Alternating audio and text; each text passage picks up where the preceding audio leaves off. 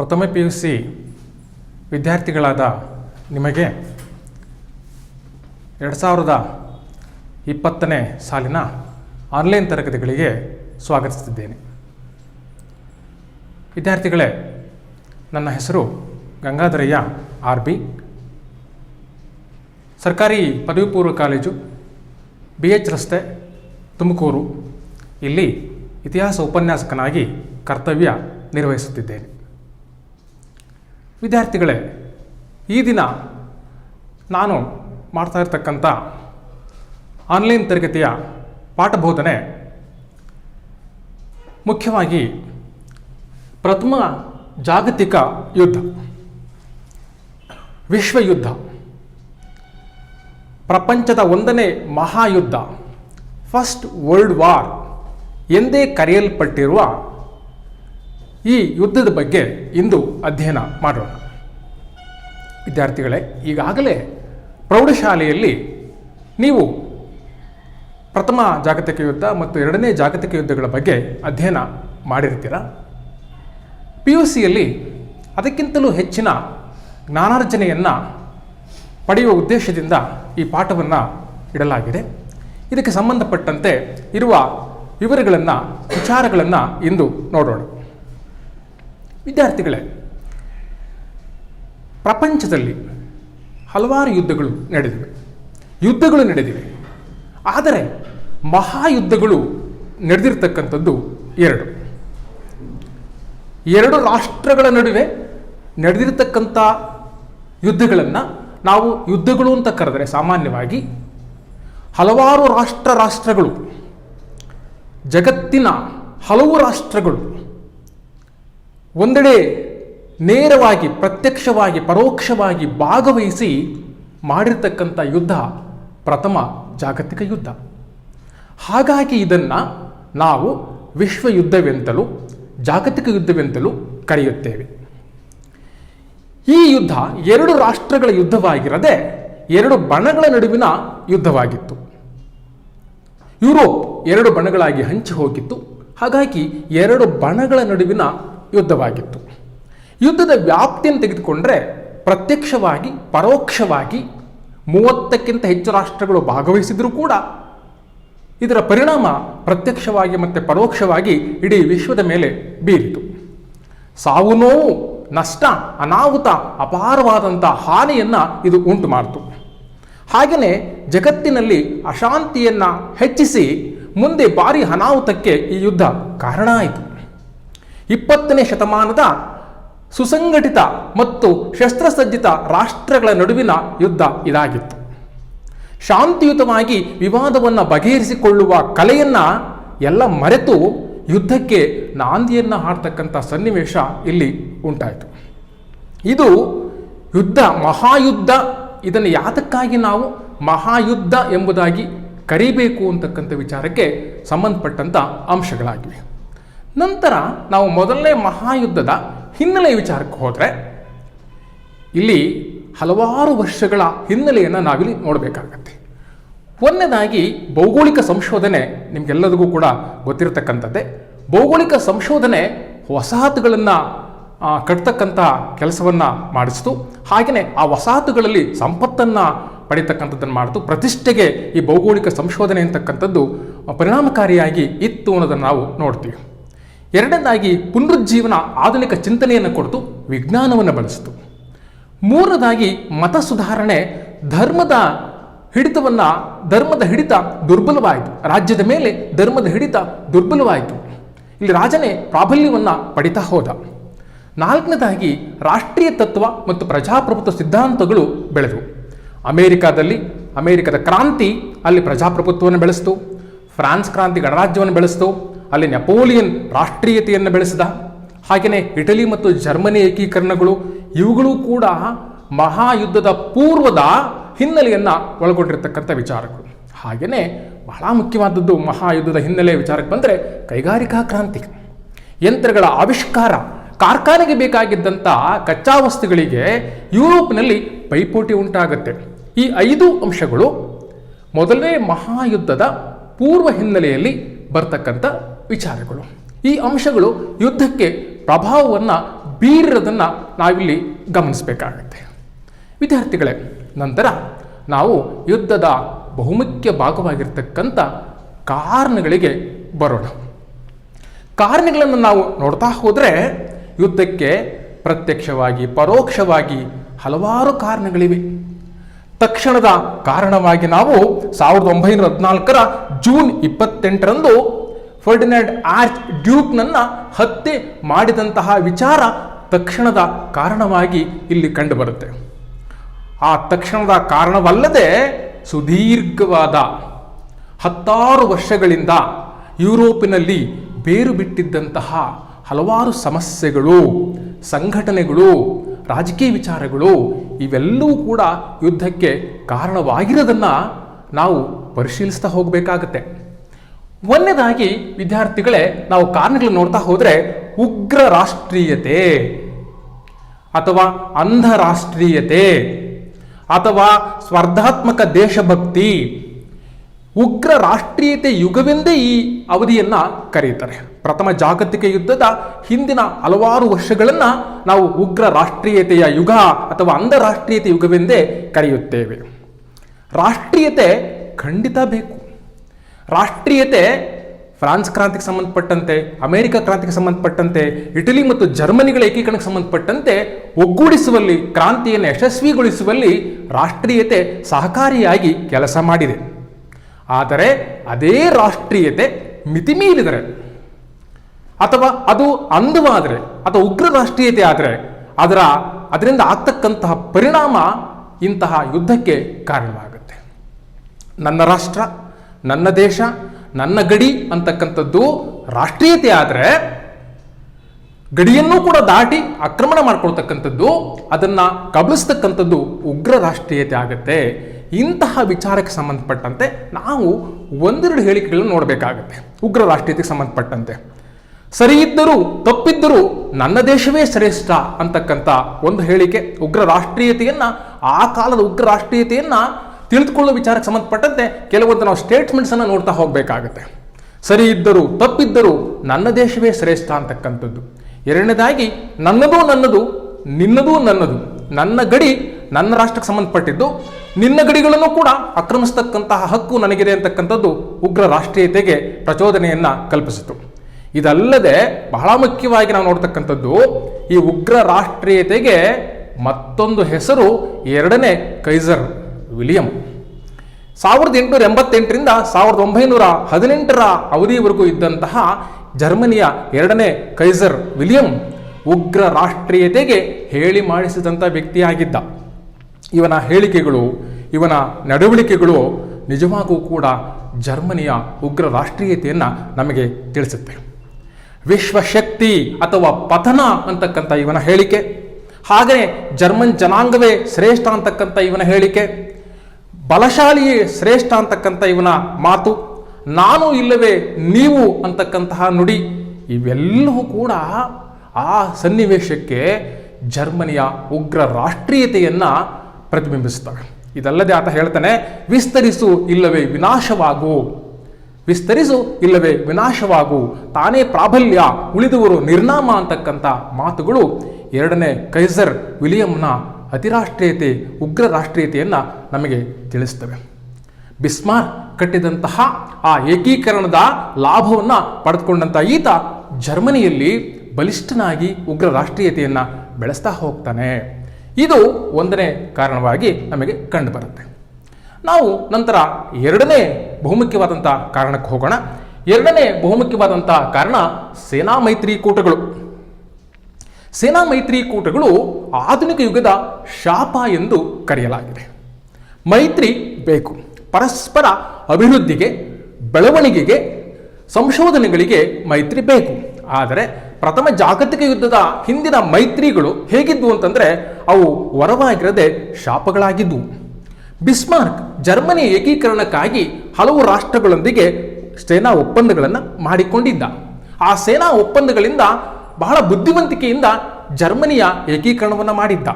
ಆದರೆ ಮುಂದೆ ಈ ಸೇನಾ ಒಪ್ಪಂದಗಳ ಆ ಹಂತ ಹೇಗೋಗುತ್ತೆ ಅಂತಂದರೆ ವಿಸ್ತರಣೆಗಾಗಿ ಅಥವಾ ಆಕ್ರಮಣಕ್ಕಾಗಿ ಈ ಸೇನಾ ಒಪ್ಪಂದಗಳು ಬದಲಾಗ್ತವೆ.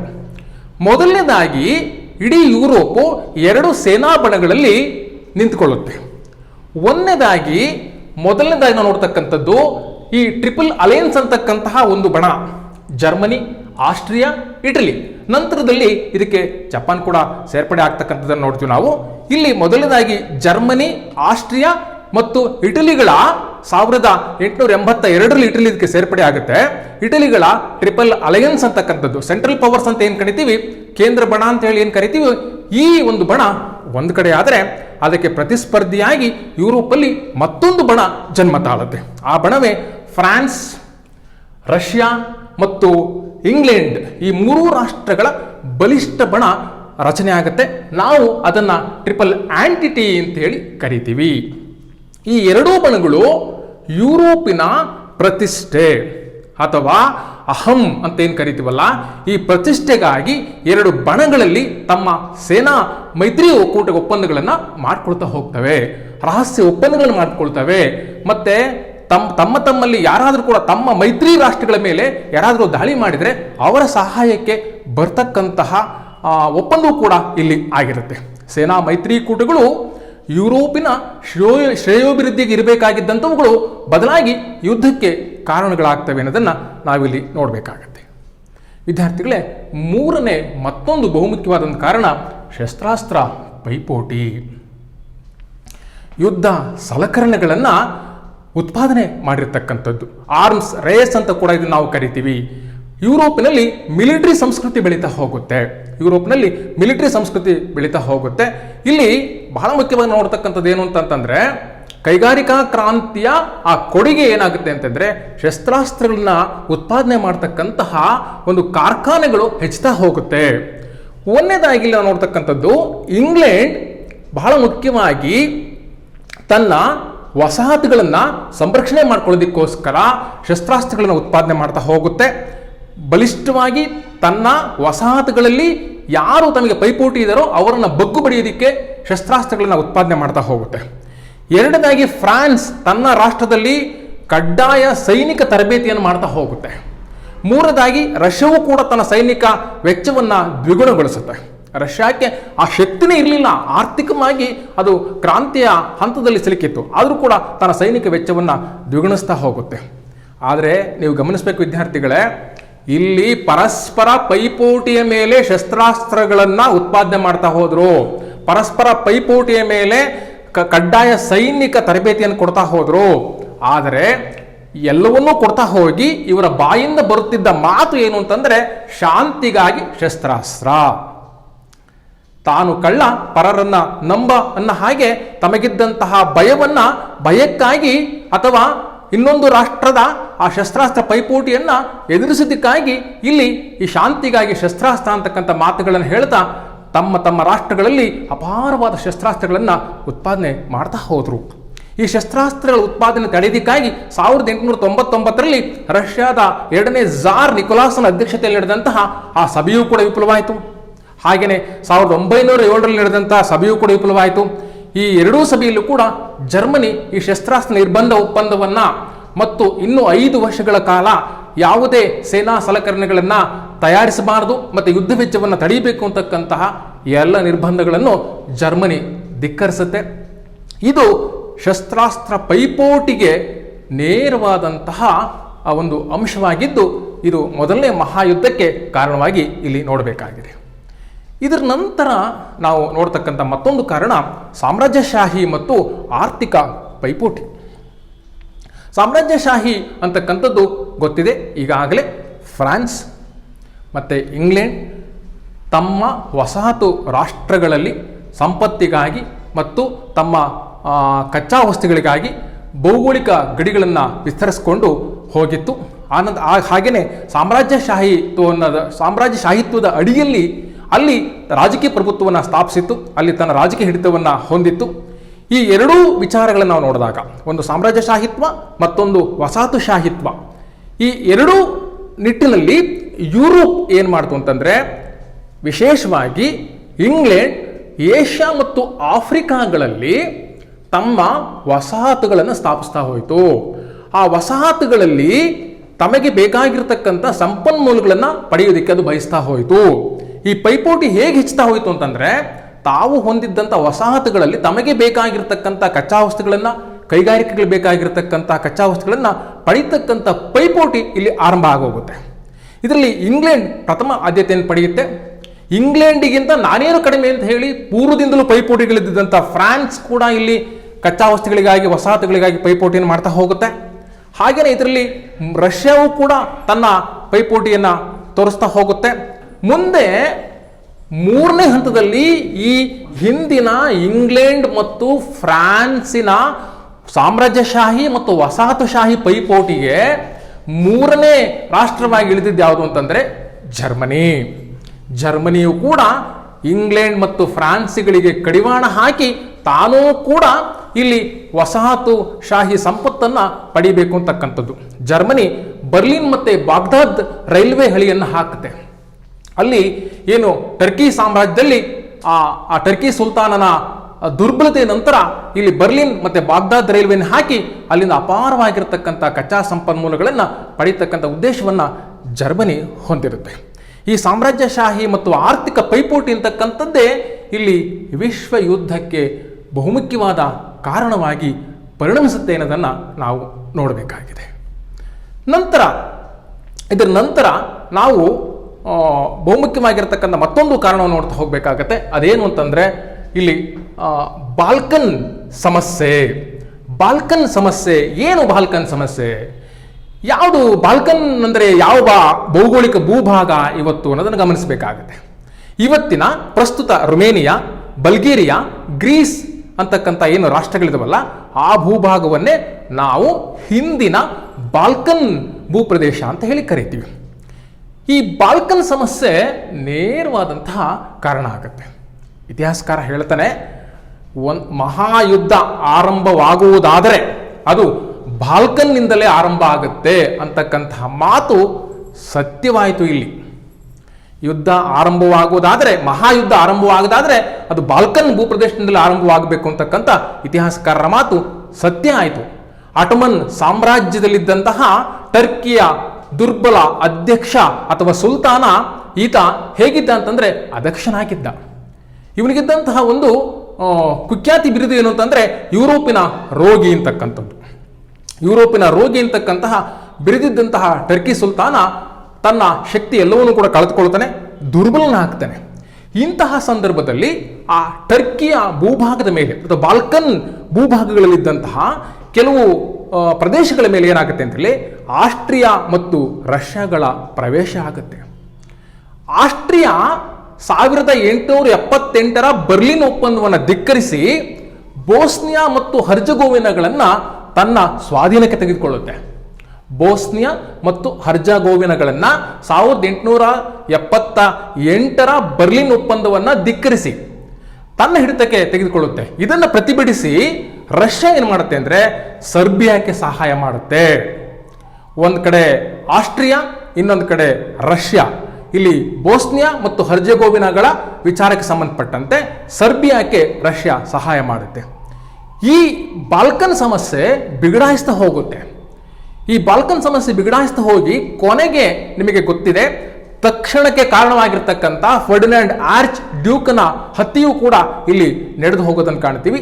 ಈ ಬಾಲ್ಕನ್ ಸಮಸ್ಯೆ ಮೊದಲನೇ ಮಹಾಯುದ್ಧಕ್ಕೆ ಬಹುಮುಖ್ಯವಾದ ಕಾರಣ ಮತ್ತು ನೇರ ಕಾರಣವಾಗಿ ಇಲ್ಲಿ ನೋಡ್ತಾ ಹೋಗಬೇಕಾಗುತ್ತೆ. ನಂತರ ಮತ್ತೊಂದು ಬಹುಮುಖ್ಯವಾದಂಥ ಒಂದು ಕಾರಣ ಅಂದರೆ ವೃತ್ತಪತ್ರಿಕೆಗಳು. ವೃತ್ತಪತ್ರಿಕೆಗಳು ಇಲ್ಲಿ ಅಥವಾ ಮಾಧ್ಯಮಗಳ ಪಾತ್ರ ಅಂತ ಹೇಳಿ ನಾವು ನೋಡೋದಾದರೆ, ವೃತ್ತಪತ್ರಿಕೆಗಳು ದೇಶವನ್ನು ನಿರ್ಮಾಣ ಮಾಡಬಲ್ಲವು ಮತ್ತು ನಿರ್ನಾಮವನ್ನು ಮಾಡಬಲ್ಲವು, ದೇಶವನ್ನು ಕಟ್ಟಬಲ್ಲವು ಮತ್ತು ಇಂಥ ಮಹಾಯುದ್ಧಗಳಿಗೆ ಅವಘಡಗಳಿಗೂ ಕೂಡ ಕಾರಣ ಆಗಬಲ್ಲವು ಅನ್ನೋದನ್ನು ನಾವಿಲ್ಲಿ ನೋಡಬೇಕಾಗತ್ತೆ. ರಾಷ್ಟ್ರಗಳ ನಡುವೆ ಶಾಂತಿ ಸೌಹಾರ್ದತೆಯನ್ನು ಬೆಳೆಸಬೇಕಾಗಿದ್ದಂತಹ ವೃತ್ತಪತ್ರಿಕೆಗಳು ಮೊದಲನೇ ಮಹಾಯುದ್ಧದ ಪೂರ್ವದಲ್ಲಿ ಇಲ್ಲಿ ಉಗ್ರ ರಾಷ್ಟ್ರೀಯತೆಯನ್ನು ಬೆಳೆಸ್ತವೆ. ಜೊತೆಗೆ ಬಹಳ ವೈಭವೀತವಾಗಿ ಶಸ್ತ್ರಾಸ್ತ್ರಗಳ ಪೈಪೋಟಿಯನ್ನು ವಿಚಾರಗಳನ್ನು ವರ್ಣಿಸ್ತವೆ. ಸೇನಾ ಒಪ್ಪಂದಗಳ ರಹಸ್ಯ ವಿಚಾರಗಳನ್ನು ಕೂಡ ತೆರೆದಿಡ್ತವೆ. ಇಂತಹ ವೃತ್ತಪತ್ರಿಕೆಗಳು ಶಾಂತಿ ಸೌಹಾರ್ದತೆ ಬುನಾದಿಯನ್ನ ಕಟ್ಟಬೇಕಾಗಿರ್ತಕ್ಕಂತಹ ಇವುಗಳು ರಾಷ್ಟ್ರಗಳ ನಡುವೆ ವೈಷಮ್ಯ, ದ್ವೇಷ, ವಿಸ್ತಾರ ಇಂತಹ ಪೈಪೋಟಿಯನ್ನು ಬೆಳೆಸುತ್ತಾ ಹೋಗಿ ನಾವು ಜರ್ಮನಿ ಏಕೀಕರಣಗಳಲ್ಲಿ ಮತ್ತು ಇಟಲಿ ಏಕೀಕರಣಗಳಲ್ಲಿ ಈ ಪತ್ರಿಕೆಗಳ ಪ್ರಸ್ತಾಪಗಳನ್ನು, ಪತ್ರಿಕೆಗಳ ಉದ್ರೇಕಕಾರಿ ಹೇಳಿಕೆಯನ್ನು ಕೂಡ ನಾವು ಗಮನಿಸಬಹುದಾಗಿದೆ. ಇಂತಹ ವೃತ್ತಪತ್ರಿಕೆಗಳು ಇಲ್ಲಿ ಮಹಾಯುದ್ಧಗಳಿಗೆ ಕಾರಣ ಆಗ್ತವೆ ಅನ್ನೋದನ್ನು ಗಮನಿಸಬೇಕು. ವಿದ್ಯಾರ್ಥಿಗಳೇ, ಇವೆಲ್ಲ ಕಾರಣಗಳನ್ನು ಕೂಡ ನಾವು ನೋಡುತ್ತಾ ಬಂದೆವು. ಇವೆಲ್ಲವೂ ಕೂಡ ಪ್ರತ್ಯಕ್ಷವಾಗಿ ಪರೋಕ್ಷವಾಗಿ ಮೊದಲನೇ ಮಹಾಯುದ್ಧಕ್ಕೆ ಕಾರಣಗಳಾಗಿ ಪರಿಣಮಿಸಿವೆ. ಆದರೆ ಮಹಾಯುದ್ಧಕ್ಕೆ ಒಂದು ತಕ್ಷಣದ ಕಾರಣವಿದೆ. ಆ ತಕ್ಷಣದ ಕಾರಣ ಯಾವುದು ಅಂದರೆ 1914 ಜೂನ್ 28ರಂದು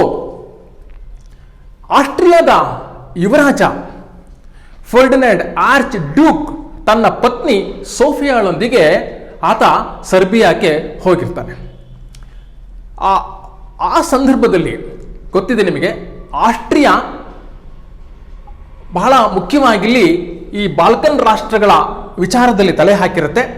ಆ ಸಂದರ್ಭದಲ್ಲಿ ಸರ್ಬಿಯಾದ ವಿದ್ಯಾರ್ಥಿಯೊಬ್ಬ, ಜೇಮ್ಸ್ ಪ್ರಿನ್ಸೆಪ್ ಅಂತಕ್ಕಂತಹ ಸರ್ಬಿಯಾದ ವಿದ್ಯಾರ್ಥಿಯೊಬ್ಬ ಆಸ್ಟ್ರಿಯಾದ ಈ ರಾಜ ಮತ್ತು ರಾಣಿ ಇವರಿಬ್ಬರನ್ನು ಕೂಡ ದಂಪತಿಗಳನ್ನು ಗುಂಡಿಟ್ಟು ಕೊಲ್ತಾನೆ. ಆಸ್ಟ್ರಿಯಾದ ಯುವರಾಜ ಮತ್ತು ರಾಣಿಯನ್ನ ಗುಂಡಿಟ್ಟು ಕೊಂದಿದ್ದು ಇಲ್ಲಿ ಯುದ್ಧಕ್ಕೆ ತಕ್ಷಣದ ಕಾರಣವಾಗುತ್ತೆ. 1914 ಜೂನ್ 28ನೇ ತಾರೀಕು ಈ ಘಟನೆ ನಡೆದು ಹೋಗುತ್ತೆ. ಈ ಘಟನೆಗೆ ಉತ್ತರವನ್ನ ಹೇಳಬೇಕು, ಈ ಘಟನೆಗೆ ಉತ್ತರವನ್ನ ಕೊಡಬೇಕು ಅಂತಕ್ಕಂತಹ ಪ್ರಶ್ನೆಯನ್ನ ಆಸ್ಟ್ರಿಯಾ ಹಾಕುತ್ತೆ. ಇಲ್ಲಿ ಇನ್ನೊಂದು ಕಡೆ ರಷ್ಯಾ ಸರ್ಬಿಯಾದ ಪರ ನಿಲ್ಲುತ್ತೆ. ಇಲ್ಲಿ ಆಸ್ಟ್ರಿಯಾ ತಾನು ಕೊಟ್ಟಂತಹ ಎಚ್ಚರಿಕೆಯನ್ನ ಸರ್ಬಿಯಾ ತೆಗೆದುಕೊಳ್ಳೋದಿಲ್ಲ. ರಷ್ಯಾ ಬೆಂಬಲವಾಗಿತ್ತು ಅಂತಕ್ಕಂಥ ಒಂದೇ ಒಂದು ಕಾರಣಕ್ಕೆ ಇಲ್ಲಿ ಆಸ್ಟ್ರಿಯಾದ ಎಚ್ಚರಿಕೆಯನ್ನ ಇದು ಪಡೆಯದೆ ಮುಂದೆ ಏನಾಗುತ್ತೆ ಅಂದರೆ 1914 ಜುಲೈ 28ರವರೆಗೆ ಆಸ್ಟ್ರಿಯಾದ ಯಾವುದೇ ಪ್ರಶ್ನೆಗಳಿಗೆ ಸರ್ಬಿಯಾ ಉತ್ತರಿಸುವುದಿಲ್ಲ. ರಷ್ಯಾ ಸರ್ಬಿಯಾಕ್ಕೆ ಬೆಂಬಲವಾಗಿ ನಿಲ್ತಾ ಹೋಗುತ್ತೆ. ಈ ಒಂದು ತಿಂಗಳ ನಂತರ ಮೊದಲನೇ ಮಹಾಯುದ್ಧ ಆರಂಭವಾಗುತ್ತೆ. ಒಂದು ತಿಂಗಳ ನಂತರ ಮೊದಲನೇ ಮಹಾಯುದ್ಧ ಆರಂಭವಾಗಿ ನಂತರದಲ್ಲಿ ನಿಮಗೆ ಗೊತ್ತಿದೆ, ಆಸ್ಟ್ರಿಯಾ ಮತ್ತು ಸರ್ಬಿಯಾಗಳು ಇಲ್ಲಿ ಮೊದಲ ಯುದ್ಧ ಪ್ರವೇಶವನ್ನ ಮಾಡಿದರೆ ನಂತರದಲ್ಲಿ ಆಸ್ಟ್ರಿಯಾಕ್ಕೆ ಬೆಂಬಲವಾಗಿ ಜರ್ಮನಿ ಬರುತ್ತೆ, ಹಾಗೇನೆ ಸರ್ಬಿಯಾಕ್ಕೆ ಬೆಂಬಲವಾಗಿ ರಷ್ಯಾ ಬರುತ್ತೆ. ಮುಂದೆ ಕೆಲವು ರಾಷ್ಟ್ರಗಳು ಜರ್ಮನಿಯ ಪರವಾಗಿ ನಿಂತುಕೊಳ್ತವೆ, ಇನ್ನೂ ಕೆಲವು ರಾಷ್ಟ್ರಗಳು ಇಂಗ್ಲೆಂಡ್ ಮತ್ತು ಫ್ರಾನ್ಸ್ ಅಂತ ರಾಷ್ಟ್ರಗಳು ಸರ್ಬಿಯಾದ ಪರವಾಗಿ ನಿಲ್ತಾ ಹೋಗ್ತವೆ. ಇಲ್ಲಿ ಈ ಮಹಾಯುದ್ಧ ಅಂತಕ್ಕಂಥದ್ದು ಎಲ್ಲ ಖಂಡಗಳಿಗೂ ಕೂಡ ವಿಸ್ತರಿಸ್ತಾ ಹೋಗುತ್ತೆ. ಜೊತೆಗೆ ಅದು ವಿಶ್ವ ಯುದ್ಧವಾಗಿ ಮಹಾಯುದ್ಧವಾಗಿ ಬದಲಾಗುತ್ತೆ ಅನ್ನೋದನ್ನು ಗಮನಿಸಬೇಕಾಗತ್ತೆ. ವಿದ್ಯಾರ್ಥಿಗಳೇ, ಕಾರಣಗಳು ಯಾವಾಗಲೂ ಕೂಡ ತಕ್ಷಣದ ಕಾರಣ ಇಲ್ಲಿ ಮೊದಲನೇ ಮಹಾಯುದ್ಧಕ್ಕೆ ಕಾರಣ ಆದರೂ ಕೂಡ ಹಲವಾರು ವರ್ಷಗಳಿಂದ ಶತಶತಮಾನಗಳಿಂದ ಯುರೋಪಿನಲ್ಲಿ ಬೇರು ಬಿಟ್ಟಿದ್ದಂತಹ ಸ್ವಪ್ರತಿಷ್ಠೆಯ ರಾಜಕೀಯ ಹಿತಾಸಕ್ತಿಗಳು, ಉಗ್ರ ರಾಷ್ಟ್ರೀಯತೆ, ಜೊತೆಗೆ ವಸಾಹತುಶಾಹಿ ಪೈಪೋಟಿ, ಶಸ್ತ್ರಾಸ್ತ್ರಗಳ ಪೈಪೋಟಿ, ಆ ಶಸ್ತ್ರಾಸ್ತ್ರಗಳನ್ನು ತಯಾರು ಮಾಡಿಕೊಂಡಂತಹ ಯುರೋಪಿನ ರಾಷ್ಟ್ರಗಳಿಗೆ ಆ ಶಸ್ತ್ರಾಸ್ತ್ರಗಳನ್ನು ಯಾವಾಗ ಬಳಸಬೇಕು ಅಂತಕ್ಕಂತಹ ಕುತೂಹಲತೆ ಇತ್ತು. ಅವುಗಳ ಪ್ರಯೋಗವನ್ನು ಮಾಡಬೇಕು, ಹೊಸ ಹೊಸ ಶಸ್ತ್ರಾಸ್ತ್ರಗಳನ್ನು ಅಂತಕ್ಕಂಥ ಕುತೂಹಲತೆ ಅವರಲ್ಲಿತ್ತು. ಜೊತೆಗೆ ಕೈಗಾರಿಕಾ ಕ್ರಾಂತಿಯ ಆ ಕೊಡುಗೆಯು ಕೂಡ ಇಲ್ಲಿ ಮಹಾಯುದ್ಧಕ್ಕೆ ಒಂದು ಶಸ್ತ್ರಾಸ್ತ್ರಗಳ ಪೈಪೋಟಿಗೆ ಕಾರಣವಾಗಿ ಯುದ್ಧವನ್ನು ಆರಂಭಿಸುತ್ತೆ. ಜೊತೆಗೆ ಈ ಅಂಧರಾಷ್ಟ್ರೀಯ ತತ್ವ, ರಾಷ್ಟ್ರೀಯತೆ ಅಂತಕ್ಕಂಥದ್ದು ಕಟ್ಟಿ ಬೆಳೆಸಬೇಕಾಗಿರ್ತಕ್ಕಂತಹ ದೇಶವನ್ನು ಕಟ್ಟಿ ಬೆಳೆಸಬೇಕಾಗಿರ್ತಕ್ಕಂಥ ರಾಷ್ಟ್ರೀಯ ತತ್ವ ಇಲ್ಲಿ ತದ್ವಿರುದ್ಧವಾಗಿ ಬೆಳೆದು ಈ ಯುದ್ಧಕ್ಕೆ ಕಾರಣ ಆಯಿತು ಅನ್ನೋದನ್ನು ನಾವಿಲ್ಲಿ ಗಮನಿಸಬೇಕಾಗಿದೆ. ವಿದ್ಯಾರ್ಥಿಗಳೇ, ಮಹಾಯುದ್ಧಕ್ಕೆ ಕಾರಣವಾದ ಘಟನೆಗಳನ್ನು ತಿಳಿದುಕೊಂಡ್ರಿ. ಮೊದಲನೇ ಮಹಾಯುದ್ಧದ ಘಟನೆಗೆ ಸಂಬಂಧಪಟ್ಟಂತೆ ನಾವು ನೋಡೋದಾದರೆ, ಆಸ್ಟ್ರಿಯಾ ಮತ್ತು ಸರ್ಬಿಯಾದ ನಡುವಿನ ಈ ಯುದ್ಧ ನಂತರದಲ್ಲಿ ಯುರೋಪಿನ ಬಲಾಢ್ಯ ರಾಷ್ಟ್ರಗಳ ಬೆಂಬಲದೊಂದಿಗೆ ಮುಂದುವರಿಯುತ್ತೆ. ಆಸ್ಟ್ರಿಯಾಕ್ಕೆ ಬೆಂಬಲವಾಗಿ ಜರ್ಮನಿ, ಇಟಲಿ ಮತ್ತು ಟರ್ಕಿಗಳು ಬಂದರೆ, ಸರ್ಬಿಯಾಕ್ಕೆ ಬೆಂಬಲವಾಗಿ ರಷ್ಯಾ, ಇಂಗ್ಲೆಂಡ್, ಫ್ರಾನ್ಸ್ಗಳು ಬರುತ್ತವೆ. ಮುಂದೆ ಯುದ್ಧ ಮುಂದುವರಿದು ಪ್ರಾರಂಭದಲ್ಲಿ ಜರ್ಮನಿಯ ಶಕ್ತಿ ಮುಂದುವರಿತಾ ಹೋಗುತ್ತೆ. ಅದು ತನ್ನ ಯುದ್ಧವನ್ನು ಬಲಿಷ್ಠವಾಗಿ ಮಾಡ್ತಾ ಹೋಗುತ್ತೆ. ಎಲ್ಲಿವರೆಗೂ ಇಟಲಿ ಜರ್ಮನಿಯ ಜೊತೆಯಲ್ಲಿ ಇರುತ್ತೋ ಅದರ ಕೈ ಮೇಲಾಗುತ್ತಾ ಹೋಗುತ್ತದೆ. ನಂತರದಲ್ಲಿ ನಡೆದಂತಹ ಒಂದು ಘಟನೆ ಈ ಮಹಾಯುದ್ಧಕ್ಕೆ ಹೊರತಾಗಿದ್ದಂತಹ ಅಮೇರಿಕ ಪ್ರವೇಶ ಮಾಡುವಂತೆ ಆಗತ್ತೆ. ಆ ಘಟನೆಯೇ ಅಮೇರಿಕದ ನಾಗರಿಕ ಹಡಗೊಂದನ್ನು, ಲುಸಿಟಾನಿಯಾ ಅಂತಕ್ಕಂಥ ನಾಗರಿಕ ಹಡಗನ್ನು ಜರ್ಮನಿಯ ಜಲಾಂತರ್ಗಾಮಿ ನೌಕೆಗಳು ಮುಳುಗಿಸ್ತವೆ. ಇದರಿಂದಾಗಿ ಬಹಳ ಕೋಪಗೊಂಡಂಥ ಅಮೇರಿಕ ಮೊದಲನೇ ಮಹಾಯುದ್ಧಕ್ಕೆ ಪಾದಾರ್ಪಣೆ ಮಾಡುತ್ತೆ. ಮೊದಲನೇ ಮಹಾಯುದ್ಧಕ್ಕೆ ಅಮೇರಿಕದ ಪಾದಾರ್ಪಣೆಯ ನಂತರ ಮತ್ತು ಜರ್ಮನಿಯ ಜೊತೆಯಲ್ಲಿದ್ದಂತಹ ಇಟಲಿ ಜರ್ಮನಿಯನ್ನು, ಆಸ್ಟ್ರಿಯಾವನ್ನು, ಟರ್ಕಿಯನ್ನು ಬಿಟ್ಟು ಹೋದ ನಂತರ ಆ ಯುದ್ಧದ ಗತಿಯೇ ಬದಲಾಗುತ್ತೆ. ಭೂಮಿಯ ಮೇಲೆ, ಆಕಾಶಗಳ ಮೇಲೆ, ನೀರಿನ ಮೇಲೆ ಅತ್ಯಾಧುನಿಕವಾಗಿರ್ತಕ್ಕಂಥ ನೌಕೆಗಳು, ಜಲಾಂತರ್ಗಾಮಿಗಳು, ಅತ್ಯಾಧುನಿಕವಾಗಿರ್ತಕ್ಕಂಥ ಮಿಷನ್ ಗನ್ಗಳನ್ನು ಇವೆಲ್ಲವನ್ನು ಬಳಸಿಕೊಂಡು ಯುದ್ಧ ನಡೀತಾ ಹೋಗುತ್ತೆ. ನಡೀತಾ ಹೋದಂತೆ ನಾವು ನೋಡ್ತೀವಿ, ಇಲ್ಲಿ ಅಮೇರಿಕ ತನ್ನ ಸೇನಾ ಬಲಿಷ್ಠತೆಯಿಂದ ಯುದ್ಧದ ದಿಕ್ಕನ್ನೇ ಬದಲಾಯಿಸುತ್ತೆ. ಇಂಗ್ಲೆಂಡ್ ಕೂಡ ಬಲಿಷ್ಠವಾಗಿರುತ್ತೆ, ಫ್ರಾನ್ಸ್ ಕೂಡ ಬಲಿಷ್ಠವಾಗಿರುತ್ತೆ, ಅದರ ಜೊತೆಗೆ ಅಮೇರಿಕವೂ ಕೂಡ ಸೇರಿಕೊಳ್ಳುತ್ತೆ. ಹೀಗಾಗಿ ಜರ್ಮನಿ, ಆಸ್ಟ್ರಿಯಾ, ಟರ್ಕಿ ಸೋಲನ್ನು ಹೊಂದುತ್ತಾ ಹೋಗುತ್ತವೆ. ಮೊದಲನೇದಾಗಿ ಆಸ್ಟ್ರಿಯಾ ಸೋಲನ್ನು ಅನುಭವಿಸುತ್ತೆ, ಟರ್ಕಿ ಸೋತು ಹೋಗುತ್ತೆ. ಕೊನೆಯದಾಗಿ ಜರ್ಮನಿಯ ಎರಡನೇ ಕೈಸರ್ ವಿಲಿಯಂ ಯುದ್ಧದಲ್ಲಿ ಸೋತು ಹಾಲೆಂಡ್ಗೆ ಪಲಾಯನ ಮಾಡ್ತಾನೆ. ತಾನು ಹಾಲೆಂಡ್ಗೆ ಪಲಾಯನ ಮಾಡುವುದರೊಂದಿಗೆ ನವೆಂಬರ್ 11, 1918ಕ್ಕೆ ಮೊದಲನೇ ಮಹಾಯುದ್ಧ ಸಮಾಪ್ತಿಯಾಯಿತು. 1914 ಜುಲೈ 28ರಂದು ಆರಂಭವಾದಂಥ ಈ ಯುದ್ಧ 1918 ನವೆಂಬರ್ 11ರಂದು ಈ ಯುದ್ಧ ಅಂತ್ಯಗೊಳ್ಳುತ್ತೆ. ಇದಾದ ನಂತರ ನಾವು ಬಹುಮುಖ್ಯವಾಗಿ ನೋಡಬೇಕಾಗಿರ್ತಕ್ಕಂಥ ಮತ್ತೊಂದು ಹಂತವೇ ಮೊದಲನೇ ಮಹಾಯುದ್ಧದ ಪರಿಣಾಮಗಳು. ಮೊದಲನೇ ಮಹಾಯುದ್ಧದ ಪರಿಣಾಮಗಳೇನು ಅಂತಕ್ಕಂಥದ್ದು.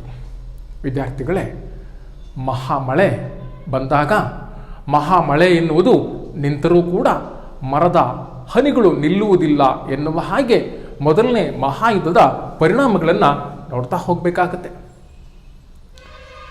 ಯುದ್ಧಗಳಲ್ಲಿ ಹಿಂದೆ ನಡೆದಂತಹ ಸಣ್ಣ ಪುಟ್ಟ ಯುದ್ಧಗಳಲ್ಲೇ ನಾವು ಸಾವು ನೋವು, ಹಾನಿ ಇವೆಲ್ಲವನ್ನು ನೋಡಿದ್ದೀವಿ.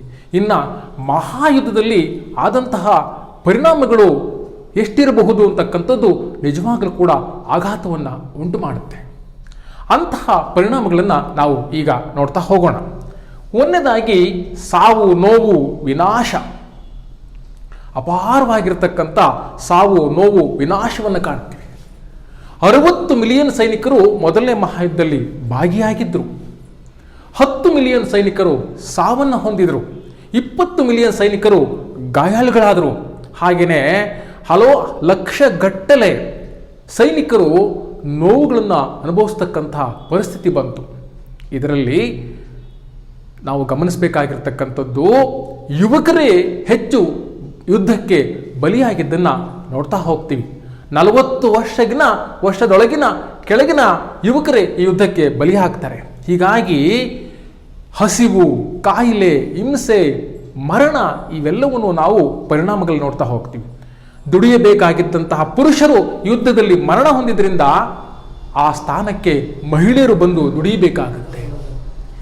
ಮಹಿಳೆಯರು ಬಂದು ದುಡಿಬೇಕಾದಂಥ ಅನಿವಾರ್ಯತೆ ಇಲ್ಲಿ ಕಂಡುಬರುತ್ತೆ. ಎರಡನೇದಾಗಿ ನಾವು ಈ ಮಹಾಯುದ್ಧದ ಪರಿಣಾಮವನ್ನು ನೋಡ್ತಾ ಹೋದರೆ ಹಳೆಯ ಸಾಮ್ರಾಜ್ಯಗಳು ಅಂತ್ಯವಾಗುತ್ತವೆ. ಹಳೆಯ ಸಾಮ್ರಾಜ್ಯಗಳು ಅಂತ್ಯವಾಗಿ ಏನಾಯಿತು ಅಂತಕ್ಕಂಥ ವಿಚಾರಕ್ಕೆ ಬಂದರೆ, ಹಳೆಯ ಸಾಮ್ರಾಜ್ಯಗಳ ಅಂತ್ಯ, ಹೊಸ ಹೊಸ ರಾಷ್ಟ್ರಗಳ ಉದಯ ಆಯಿತು ಅನ್ನೋದನ್ನು ನಾವು ಗಮನಿಸಬೇಕಾಗತ್ತೆ. ಒಂದನೇದಾಗಿ ಹಾಬ್ಸ್ಬರ್ಗ್, ಆಸ್ಟ್ರಿಯಾದ ಹಾಬ್ಸ್ಬರ್ಗ್ ರಾಜಮನೆತನ ಅಂತ್ಯವಾಗುತ್ತೆ. ಎರಡನೇದಾಗಿ ರಷ್ಯಾದ ರೋಮನೋವ ಮನೆತನ ಅಂತ್ಯವಾಗುತ್ತೆ. ಮೂರನೇದಾಗಿ ಜರ್ಮನಿಯ ಬಹುಮುಖ್ಯವಾಗಿರ್ತಕ್ಕಂಥ ಮನೆತನವಾಗಿರ್ತಕ್ಕಂಥ ಒಹೆಂಜಲಿರಿನ್ ಅಂತಕ್ಕಂಥ ಮನೆತನ ಅಂತ್ಯ ಆಗುತ್ತೆ. ನಾಲ್ಕನೇದಾಗಿ ಟರ್ಕಿಯ ಆಟೋಮನ್ ಸಾಮ್ರಾಜ್ಯ ಅಥವಾ ಮನೆತನ ಅಂತ್ಯವಾಗುತ್ತೆ. ಹೀಗೆ ಹಾಬ್ಸ್ಬರ್ಗ್, ರೋಮನೋವ, ಒಹೆಂಜಲಿರಿನ್ ಅಂತಕ್ಕಂಥದ್ದು, ಹಾಗೆಯೇ ಆಟೋಮನ್ ಸಾಮ್ರಾಜ್ಯ ಅಂತ್ಯವಾಗುತ್ತೆ. ಹೊಸ ರಾಷ್ಟ್ರಗಳ ಉದಯ ಆಗುತ್ತೆ. ಯಾವ್ಯಾವ ಹೊಸ ರಾಷ್ಟ್ರಗಳು ಅಂತಂದರೆ ಫಿನ್ಲ್ಯಾಂಡ್, ಪೋಲ್ಯಾಂಡ್, ಜೆಕೋಸ್ಲೋವಿಕಿಯಾ, ಯುಗೋಸ್ಲೋವಿಯಾ ಅಂತಕ್ಕಂಥ ಹೊಸ ರಾಷ್ಟ್ರಗಳು ಇಲ್ಲಿ ಹುಟ್ಟುತ್ತವೆ. ಇದು ಎರಡನೇ ಬಹುಮುಖ್ಯವಾದಂಥ ಪರಿಣಾಮ ಆಯಿತು.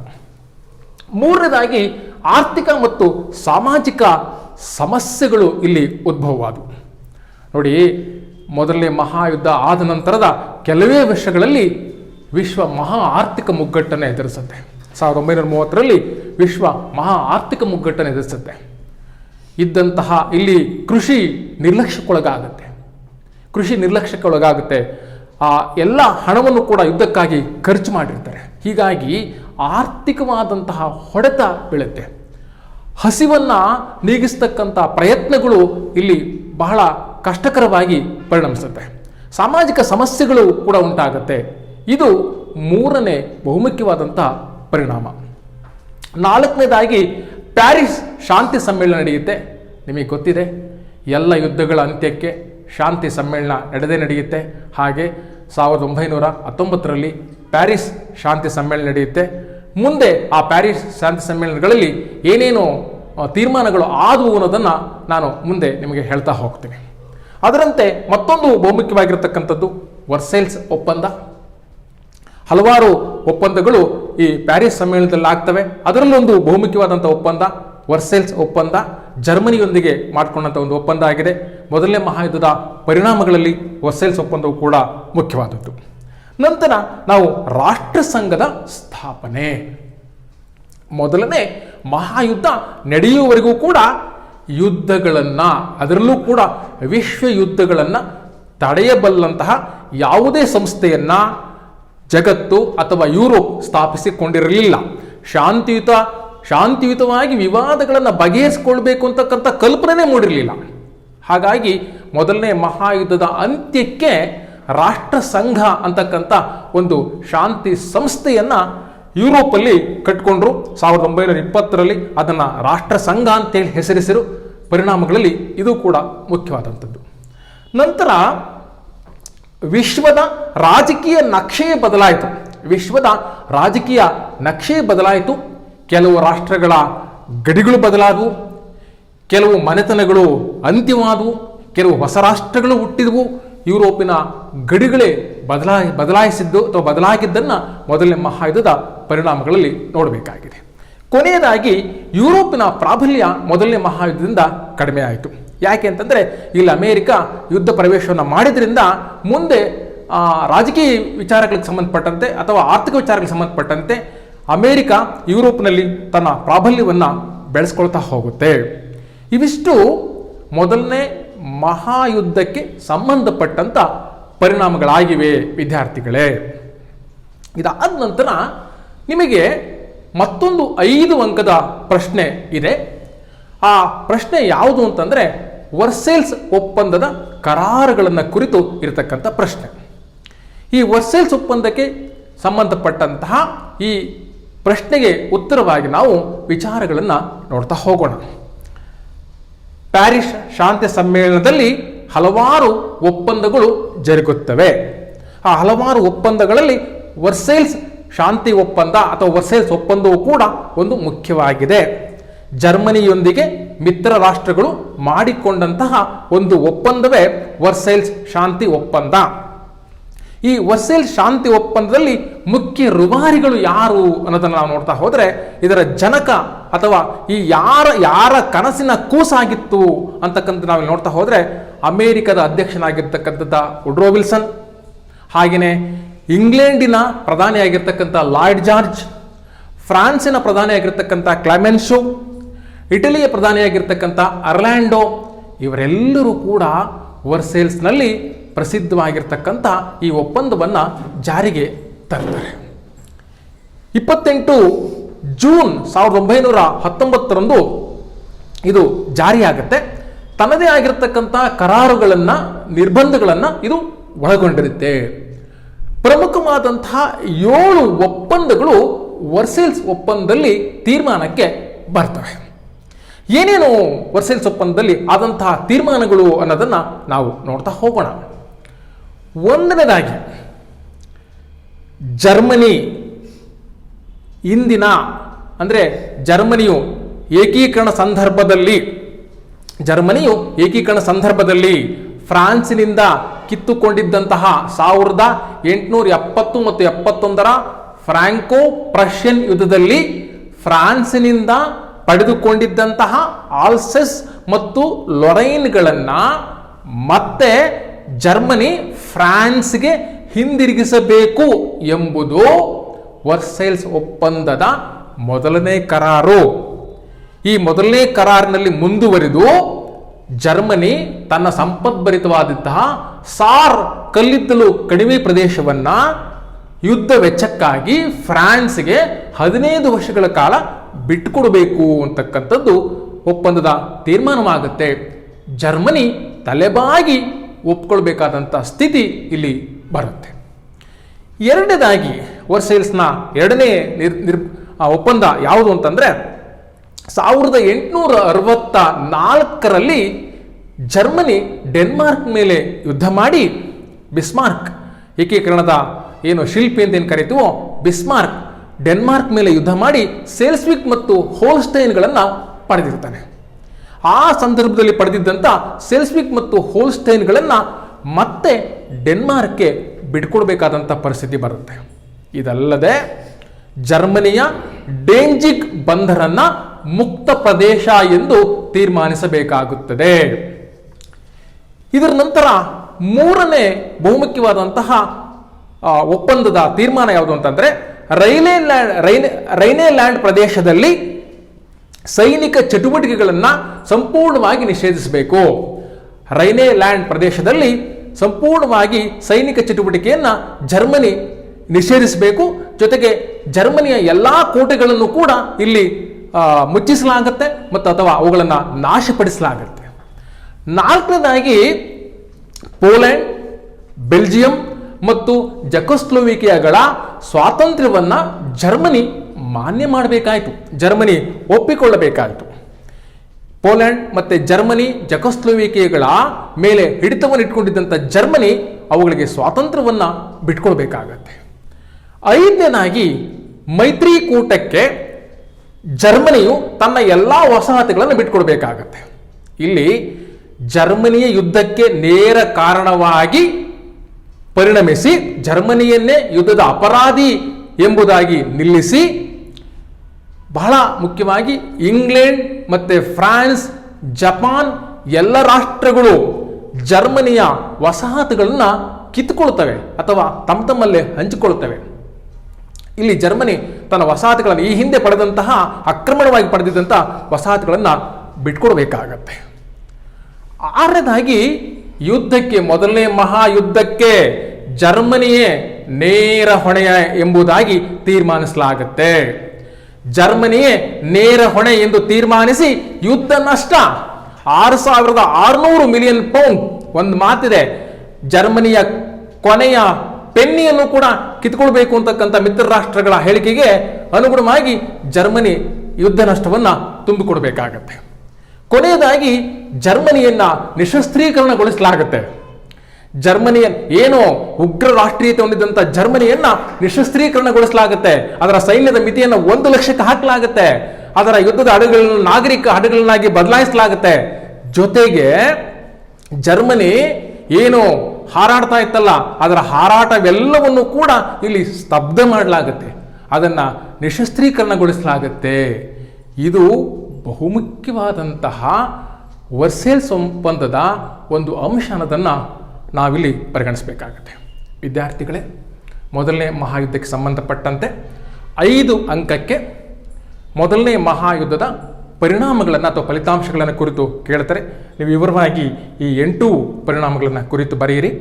ಹಾಗೆಯೇ 10 ಅಂಕದ ಪ್ರಶ್ನೆಗೆ ಮೊದಲನೇ ಮಹಾಯುದ್ಧದ ಕಾರಣಗಳು ಮತ್ತು ಪರಿಣಾಮಗಳನ್ನು ಕೇಳ್ತಾರೆ. ಕಾರಣಗಳನ್ನು ವಿವರವಾಗಿ ವಿಸ್ತರಿಸಿ, ಪರಿಣಾಮಗಳನ್ನು ಕೂಡ ನೀವು ಅಂಶವನ್ನು ಇಲ್ಲಿ ಗುರುತಿಸಬೇಕಾಗಿ ಕೇಳ್ಕೊಳ್ತಾ ಇದ್ದೀನಿ. ಇದರ ಜೊತೆಗೆ 1 ಮತ್ತು 2 ಅಂಕದ ಪ್ರಶ್ನೆಗಳನ್ನು ಕೂಡ ನೀವು ನೇರವಾಗಿ ಉತ್ತರಿಸಬಹುದು. ವಿದ್ಯಾರ್ಥಿಗಳೇ, ಇಲ್ಲಿವರೆಗೂ ಈ ಪಾಠಕ್ಕೆ ಸಂಬಂಧಪಟ್ಟಂಥ ವಿಚಾರಗಳನ್ನು ಹಂಚಿಕೊಟ್ಟಿದ್ದೇನೆ. ನಿಮಗೆಲ್ಲರಿಗೂ ಕೂಡ ಧನ್ಯವಾದಗಳು.